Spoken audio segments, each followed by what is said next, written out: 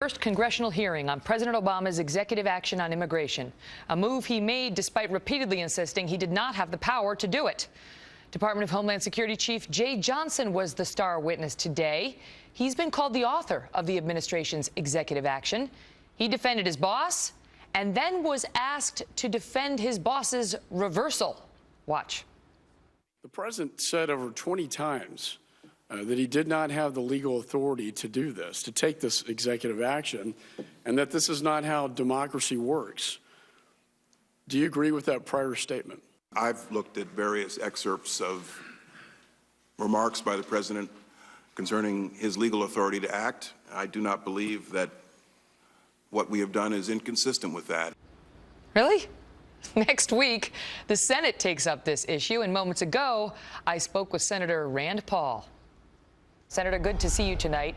So Jay Johnson assures us that the president did not contradict himself and that we should not believe our lying eyes. The very same thing President Obama tried to tell George Stephanopoulos a week ago Sunday. Do you believe the president has reversed himself? You know, I don't even know how you can, with a straight face, defend the indefensible. How do you defend against the president's actual words 20 times saying he didn't have the power? The president went even so far as to say he's not a king, he's not an emperor, that he can't do this.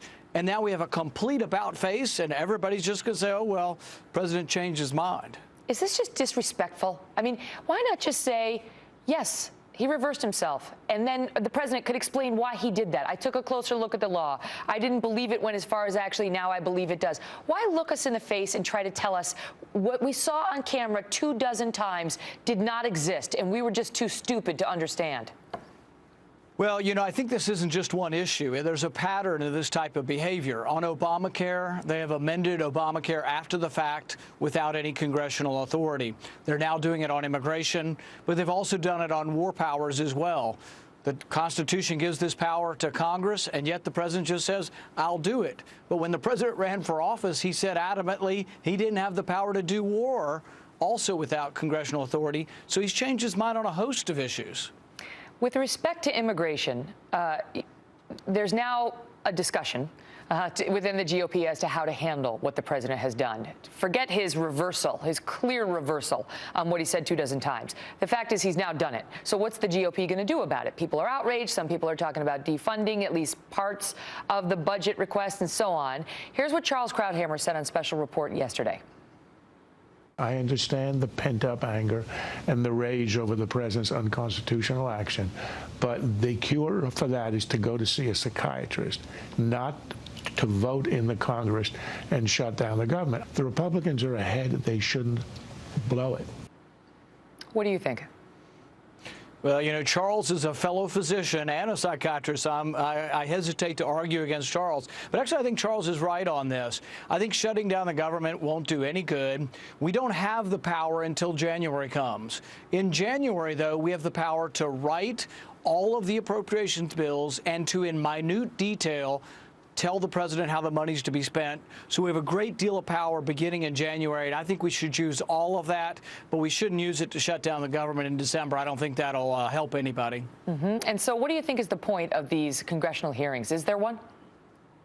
You know, I think we should have the hearings to get to the bottom of it and to make the president come forward and basically admit to hypocrisy, but also investigate and to determine, did he change the law? And I think, frankly, he did change the law. And one of the things the House is doing, which is good, is I understand they're going to pass a bill that says that this executive action would be repealed. It won't pass the Senate, but by showing their will and intention, I think it helps the constitutional case.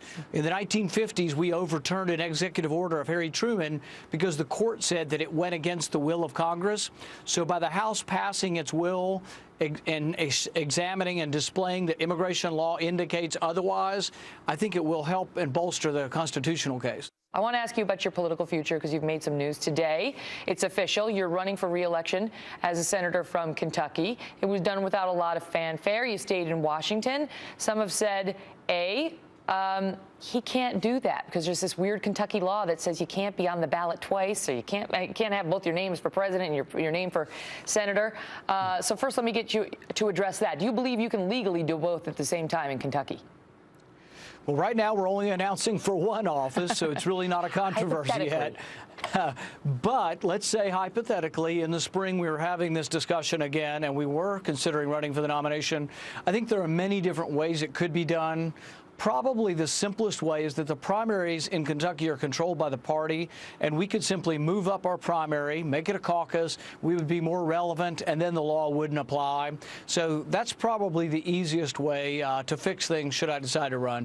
What do you make of the fact that there was a CNN poll that came out today that said you don't crack the top 5 GOP contenders? Apparently it went Romney, Carson, Jeb Bush, Chris Christie, and Huckabee.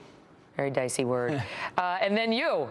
So do you think you could switch that around just in case hypothetically you decided to? You know, I would say we could make the argument that it's still fairly early and that polls may change.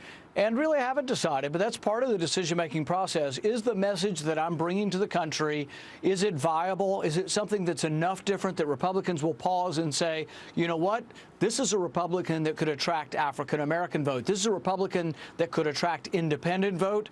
Is that going to resonate enough to pull new people into the party to say, hey, this will be a party big enough to win Illinois, a party big enough to win Pennsylvania and Ohio again? That's what the debate will be about, and we'll see where things come down.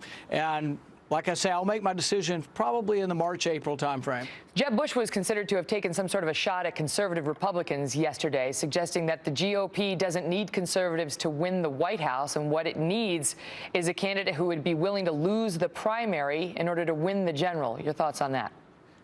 I think your first mistake is when you talk about conservatives in the third person. If you don't consider that it's a we rather than them, you really miss what's going on in the Republican Party. We are a conservative party, and as a conservative, I can't understand really even referring to conservatives in the third person. Rand Paul, good to see you, Senator. All the best to you. Thank you.